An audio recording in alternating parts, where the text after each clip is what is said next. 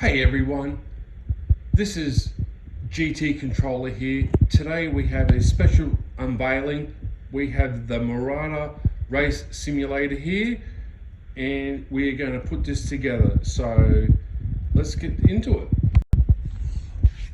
It looks like it's going to be a Meccano Lego set here on the looks of it.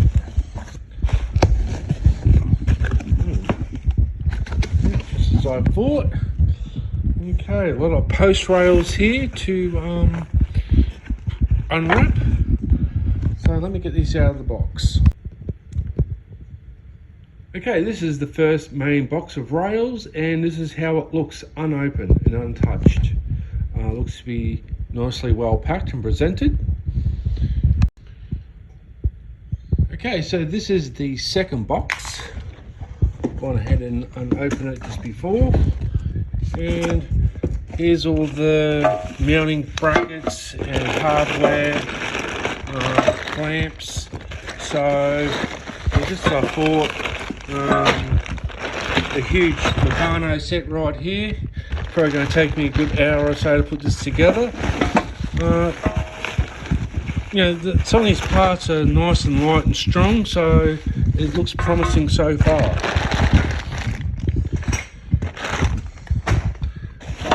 Okay, so I'm going to move on and start cracking it. Here's some instructions. I was getting worried there for a second. I'm going to get the instructions. Alright, so here we go. Main instructions. Alright, we're going to walk you right through the process and hopefully it's easy sailing. First 2 pages is just explaining all the nuts and bolts and some of the hardware and the rails, where it all goes. So we're going to go on to the 3rd page. And alright, so we're going to build this main frame. Alright.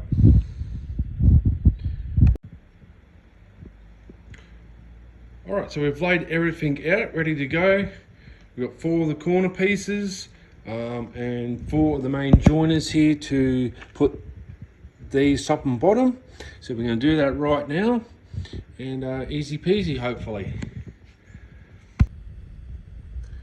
Okay, so these are 180mm or 7 inches, so I've just made it to 90mm and it works out perfectly.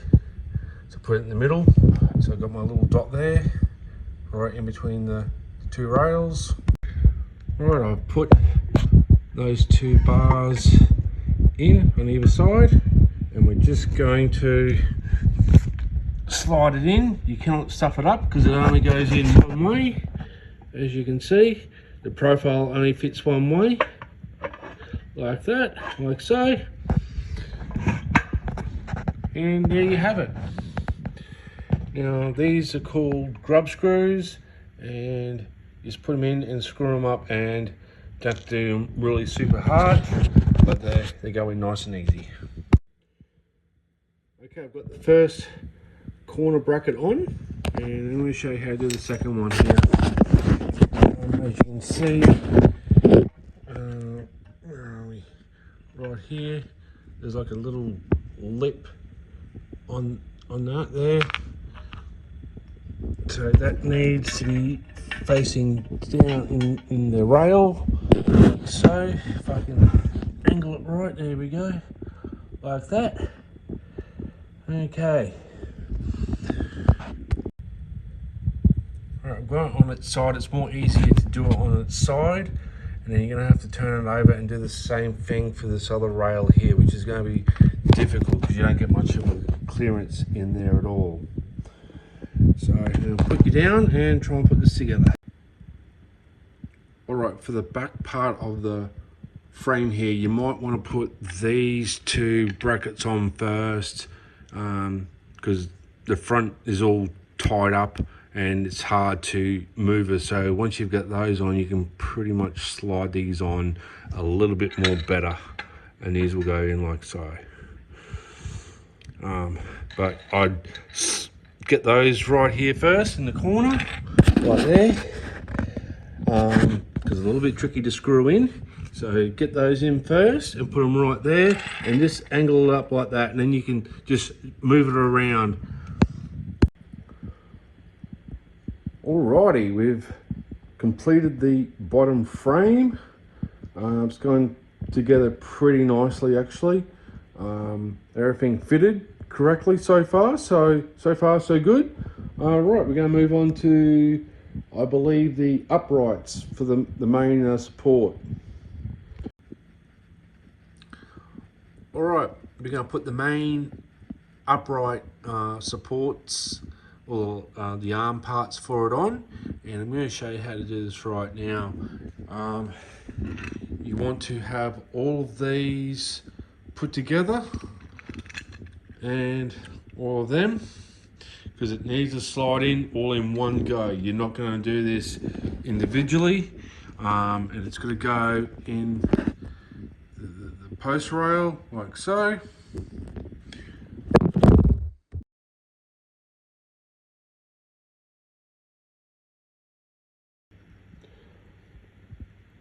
Alrighty, so we're ready to put the main two arm supports on, and we're going to show you how to do that right now. Looks pretty simple, hopefully. Okay, so you're better off tipping the frame on its side and laying the main arm support on the ground. That way you can just slide it in. Hopefully it'll do it for me without too much fuss.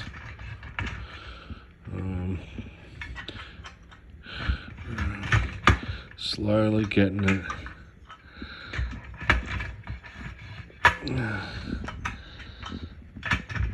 There we go. Perfect. Lovely. It wasn't too hard at all. Alright, now we have to flip it over and tighten them up a bit. Alright, got finally the two main uprights up. A little bit of effort on that second one, but finally getting it together. It's starting to come together really nicely. Alright. Okay, so we're going to build the pedal mount brackets here now, and I must say that this is really heavy and heavy duty. Just weighs quite a bit actually. So we're going to put this together the same what we did the frame. Alright, so we've got our nuts and bolts and our corner brackets, and we're going to do the same again on these ends here. Have the stand facing upside down. Now before you get going, you might want to put the two bolts at the back there, because you've got to put the nuts, the screws in here. So you might want to do that first before you do the main bracket here, this main arm here. Okay, so as you can see, I've done the two side rails first for the pedal mount, and I've let these two out because they need to be done last, and just try and get the nearly in line and perfect, and you're just going to slide them into position and screw them on. So looking good so far. Pretty easy steps at the moment. It's just a really annoyance to put this jigsaw puzzle together, but it's well worth it. Okay, the pedal frame is all done and completed now. A little bit of effort, but all in all, looks great. Okay, so we're going to build the front arms for the pedal mount right there. These are the arms in question. So we're just going to get these and slide them into the rail like so, if it'll allow me to. There we go. Okay, and you want to get this post rail here, and hopefully, can't do it with one hand.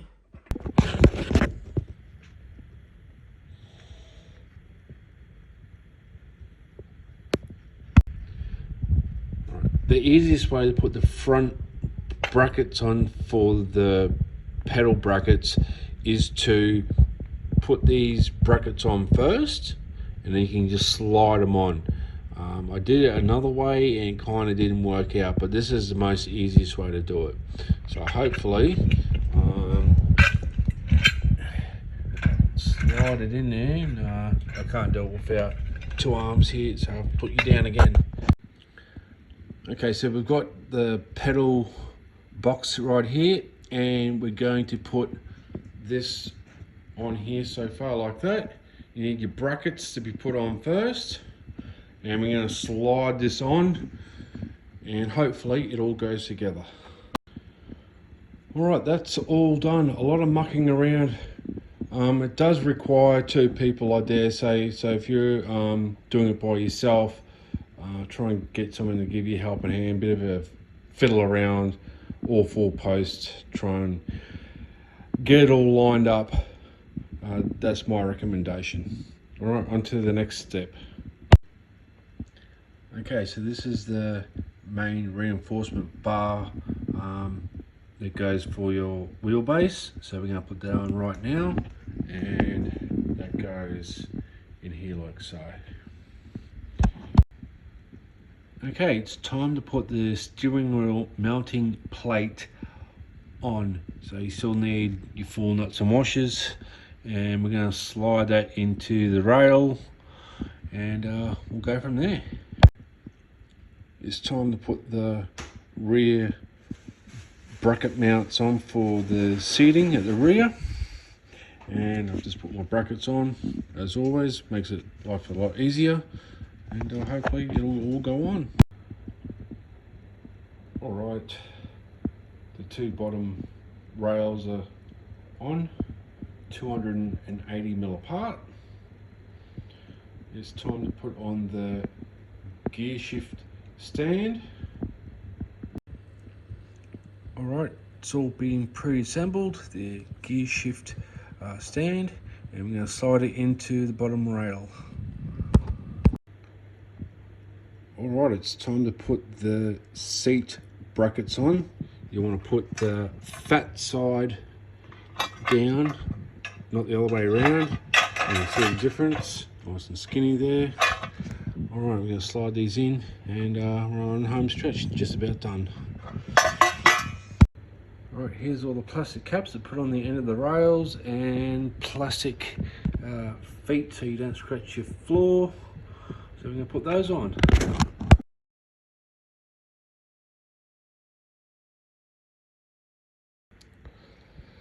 Hey everyone, this is GT Controller here with my final thoughts on this Mantra F1 Aluminium Racing Sim Cockpit from eBay. Is it really worth $489.99 shipped to your door? And I have to say, after racing this for a complete week, I'm really impressed with the quality. A really great build. It was pretty straightforward. I hope you've watched all the how to put it all together. The only frustrating part is these wing nuts. They only seem to go in one way, but a little bit frustrating, but it all goes together pretty damn good. I will recommend that you get their seat as well, because I've just had to use my normal car seat and just mount that onto their brackets. Not really recommended, but all in all, I think you should get their seat to go with it. Let's go on to the wheelbase stand itself. I've got the Thrustmaster T300 RS GT. I've got the force feedback on level 6, and it seems to hold up pretty well. It's really sturdy and strong even when putting this together. Even the pedal stand was really super strong as well. I will recommend that you need two people to kind of slide this all together. I did this by myself, a bit of a cut lunch, but it was still not too bad to do it by yourself. But all in all, I honestly believe that this is a good, genuine you know, entry level sim racing rig for a beginner or intermediate. Definitely I'll be using this for a long time, and I just want to recommend it to other people because some of these rigs are worth double, if not triple the price, and you still have to put it together yourself. And I just find this really good, great value for the price. 2 boxes shipped, and you just have to put it together yourself over 3 or 4 hours with video, doing videos and having a couple of drinks. So maybe it might take you a little bit shorter. But that's my final thoughts on this. I give this 5 out of 5 stars, and I'll put a link in the description where you can buy it in Australia and go from there. Hopefully I can get a discount and some of you guys can buy this a little bit cheaper if they allow me to. So we'll just go from there. Until next time, guys, we'll see you on GT7.